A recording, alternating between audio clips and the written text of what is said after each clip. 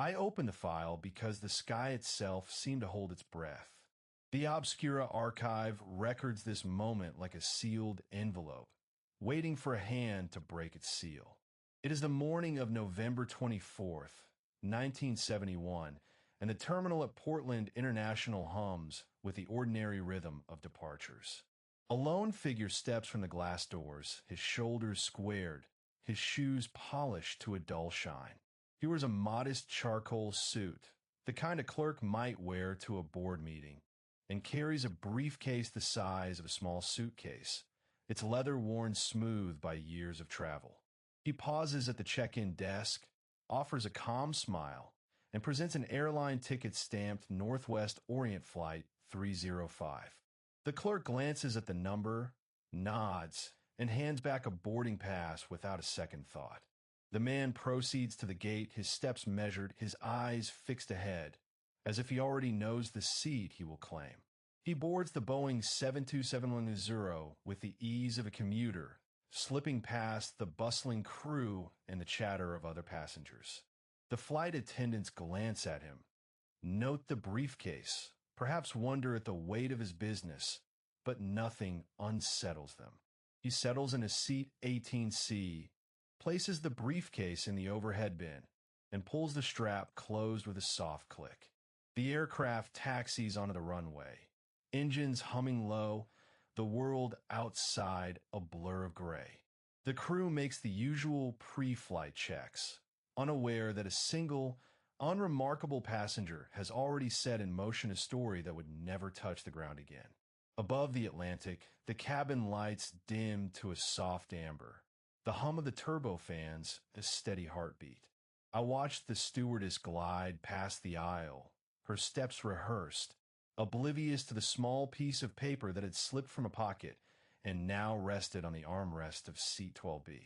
The man across the aisle, his eyes hidden behind dark lenses, unfolded it with deliberate slowness. Ink bled onto the page, stark against the cheap airline stationery. $200,000 and 4 parachutes, he wrote, the words crisp, the threat implied. A single line below read, "Do not move until I'm satisfied." He slid the note across the table, his fingers brushing the surface like a whisper. The flight attendants exchanged glances, a silent choreography honed by years of drills. One reached for the discreet panel beside the galley, pressing the conceal button that sent a coded pulse to the cabin crew and onward to ground control. The pilots, already at altitude, felt a subtle vibration in their instruments, a pre-programmed alert that a passenger had activated the emergency protocol. From the cockpit, a calm voice crackled over the intercom. "Ladies and gentlemen, we have a situation. Please remain seated." The words were measured, the tone flat, designed to soothe while the aircraft's systems logged the anomaly. On the ground, a team of controllers assembled, their screens flickering with the flight's identifier, their fingers poised over keyboards, ready to negotiate with a man who had never intended to land. I felt the weight of the moment settle, like a stone dropped into still water, ripples spreading outward, unseen but inevitable. I watched the night unfold over the runway like a slow-moving photograph, the rain turning the tarmac to a dark mirror that reflected the dim glow of the runway lights. The airline's ground crew moved in practiced silence, loading the black duffel bag that held $200,000 in crisp $20 notes, the paper soft beneath their fingertips, and the 4 packed parachutes that would later become the subject of endless speculation. A small convoy of unmarked vans slipped between the shadows, each wheel turning with a purpose that felt almost ceremonial. When the plane's door opened, the hijacker stepped forward, his silhouette framed by the low hum of the engines and the distant wail of a distant train. He nodded once, a curt acknowledgement that the deal was sealed. The hostages, 10 men and 2 women, were ushered out one by one, their faces pale, their eyes searching for something familiar in the rain-slicked metal. I could hear the faint clink of the cash as it changed hands, the rustle of the parachute fabric as it was lifted from its case. And then, as if the world had taken a breath, he turned back to the cockpit. He left the passengers behind, a silent promise that no one would be harmed beyond this moment. He kept the plane, the fuel, the very possibility of flight itself. The aircraft, a Boeing 727, sat there humming, its afterburners warm, ready for a departure that would never be recorded in any logbook. In that instant, I felt the weight of a story that would linger, like a cold wind through an open hatch, waiting for the night to close over it. At 10,000 feet, the world outside the fuselage turned to a sheet of night, rain lashing the aluminum skin like 1,000 thin fingers. The rear door, an emergency exit designed for quick evacuation, was already unlatched, the mechanism humming faintly in the cabin's low roar. I felt the aircraft shudder as the hijacker, his face obscured by a dark cap, slipped his hand around the cold handle. He paused, the wind whispering through the opening, a moment stretched thin as the cord of a drawn bow. Then, with a fluid motion, he pushed the door wide, the rain pouring in, a cascade of cold that turned the aisle into a river of mist. He stepped onto the edge, the thin ladder of the stairwell disappearing into the black below. For a heartbeat, the plane seemed to hold its breath. The engines droned on, indifferent. The man dropped, the silhouette of his figure swallowed by the storm, his parachute a faint, trembling outline against the lightning-splashed canopy of trees that rose like dark teeth from the forest floor. Below, the rain hammered the pine trunks, the sound muffling any echo of his descent. The aircraft completed its approach, wheels kissing the runway with practiced certainty, the crew unaware that the passenger list had already lost a name.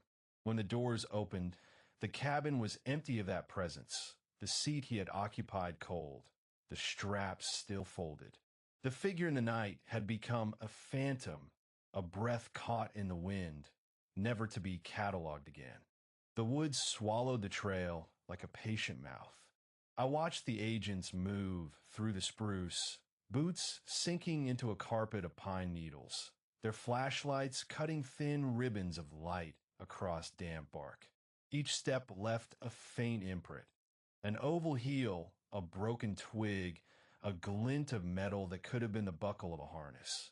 They collected it, cataloged it, placed it in a paper bag that seemed too small for the weight of a mystery. Days turned to weeks. The rain fell in steady sheets, turning the forest floor into a mire that erased the smallest clues. A single shoe print, half a meter deep, disappeared into a thicket of ferns, then was gone. The agents followed a trail of shredded fabric, a fragment of a parachute canopy caught on a low branch, but the wind had already scattered the rest. I could hear the quiet mutter of radio traffic, the low hum of helicopters that hovered like distant insects, their rotors stirring the fog. No matter how many dogs were released, no scent lingered long enough to guide them deeper. The terrain offered no clear path, only endless green and the echo of a question that refused to settle. In the end, the file remained open, the pages unfilled. It is the only skyjacking in United States history that still bears the mark of absence. The man who vanished left only whispers, and the forest keeps them, silent and unyielding. I was reminded of the forest's stubborn memory in the summer of 1980, when a 9-year-old boy, his sneakers caked in river mud, pulled a crumpled nylon sack from the silt of the Columbia. Inside lay $5,800, still bound in the faded green paper of a ransom note, the edges soft from water and time. The discovery was reported in a small-town newspaper, and within days the image of the boy clutching the bag spread across the nation, reigniting the fevered speculation that had never truly cooled. Experts examined the fibers, the rusted rivets, the exact composition of the banknotes. Every detail matched the original hoard, confirming that a fragment of a skyjacker's treasure had resurfaced after 2 decades of silence. Yet the bag was empty of any clue to the man's fate. No fingerprints, no DNA, no hidden compartment. The river had given back a portion of its secret, but it kept the rest locked beneath its cold currents.